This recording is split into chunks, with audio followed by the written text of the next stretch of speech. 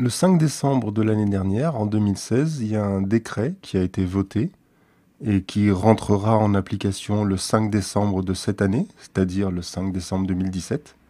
C'est le décret 2016-1678 du 5 décembre 2016, et ce décret il concerne les travaux forestiers. Ce décret donc est relatif aux règles d'hygiène et de sécurité sur les chantiers forestiers et sylvicoles. Alors vous allez me dire, qu'est-ce qu'on en a à foutre? En fait, il nous concerne ce décret parce que dans ce décret est abordée la question des tronçonneuses. Et ce décret change la loi sur les tronçonneuses en disant que maintenant, à partir du 5 décembre 2017, dans quelques semaines donc, pour utiliser une tronçonneuse, il faudra être titulaire d'un permis de tronçonneuse. Comme vous avez le permis de voiture ou le permis de piloter un avion, ou bref, vous avez toutes sortes de permis pour faire toutes sortes de choses. Dorénavant, pour utiliser une tronçonneuse, il faudra un permis. Alors, le texte est ambigu et tordu, comme la plupart des textes produits par les gens qu'on paye pour écrire des lois. Et en l'état, ce décret n'impose pas explicitement que les particuliers soient concernés par ce système de permis. Il n'est pas impossible qu'à terme vous soyez sanctionné si vous n'avez pas un permis de tronçonneuse. Alors pour passer le permis de tronçonneuse, ça va se passer de la même manière que pour passer le permis de conduire, c'est-à-dire que vous avez des formations payantes, bien sûr, il faut payer pour passer votre permis de tronçonneuse.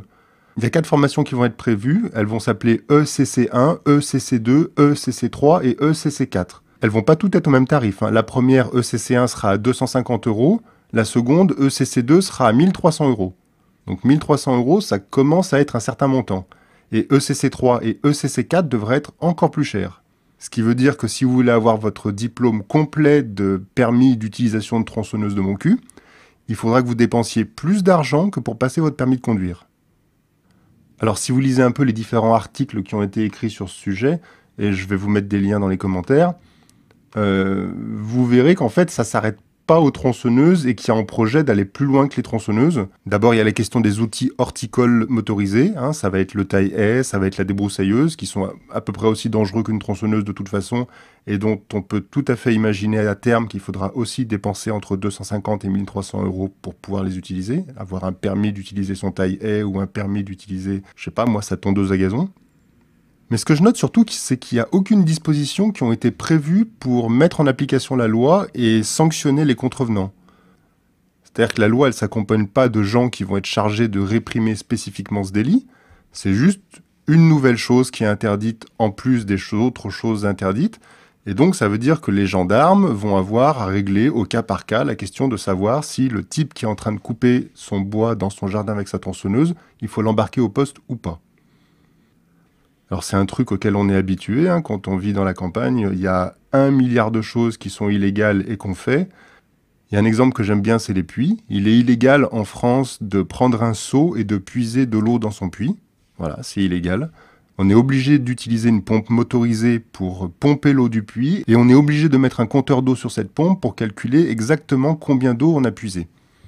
Ce qui permet éventuellement certaines communes de taxer les gens sur l'eau de leur puits, mais ce qui est aussi interdit et rend illégal d'utiliser un seau pour puiser l'eau de son puits comme on le faisait depuis des milliers d'années.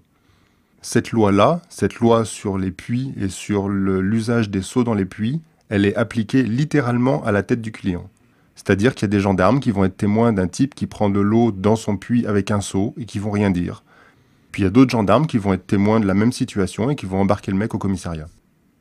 Clairement, il va se passer à peu près la même chose sur les tronçonneuses. C'est-à-dire que j'imagine pas que des gendarmes vont rentrer dans le jardin ou dans le petit bout de bois d'un mec en train de couper son bois avec sa tronçonneuse et lui dire « Présentez-nous votre permis de tronçonneuse ».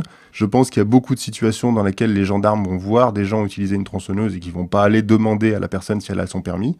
Mais je pense qu'il y a aussi des situations dans lesquelles il y a des gendarmes qui vont aller voir le mec dans son jardin en train de couper son bois avec son tronçonneuse et qui vont être prêts à l'embarquer au commissariat s'il n'a pas son permis de tronçonneuse. Il y a un article qui est paru la semaine dernière dans Le Réveil Normand d'un journaliste qui s'appelle Thierry Roussin et qui s'intitule « À quand le permis d'avoir des enfants ?» Je vais vous mettre l'article dans la description de la vidéo. Alors les questions qu'il pose dans son article, elles sont intéressantes. L'article est super bref, il y a 4-5 paragraphes, pas plus. Et je vous résume.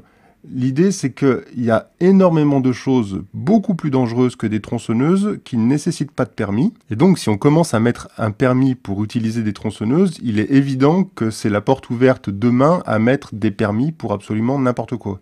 Il existe aujourd'hui des voiturettes sans permis. Il est bien évident qu'une voiturette sans permis est 1 milliard de fois plus dangereuse qu'une tronçonneuse. Donc on imagine mal comment une société qui interdit les tronçonneuses va pouvoir continuer à autoriser les voiturettes sans permis. Ou alors, pour reprendre un autre exemple cité dans l'article de Thierry Roussin, comment est-ce qu'on va continuer à laisser les fils d'agriculteurs conduire des tracteurs énormes sans permis à partir de l'âge de 16 ans? Ce qui est le cas actuellement.